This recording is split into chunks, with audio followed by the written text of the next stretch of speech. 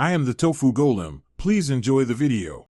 In this video, I will compare vitamin B12 versus B complex. Let's start by understanding vitamin B12.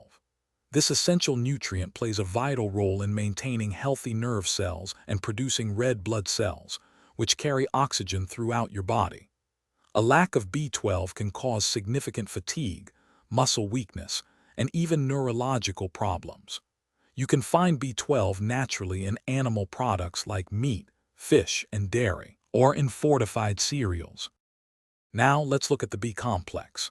This isn't just one vitamin, but a group of 8 distinct B vitamins, including B1, B2, B3, B5, B6, B7, B9, and B12.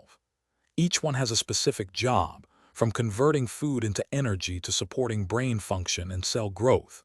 Together, they form a powerful team, working in harmony to boost your metabolism and maintain your overall well-being.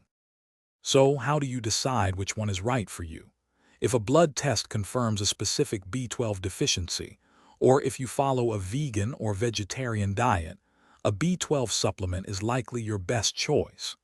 However, if you're looking for broader nutritional support to help with energy levels or to manage stress, a B complex supplement might be more beneficial.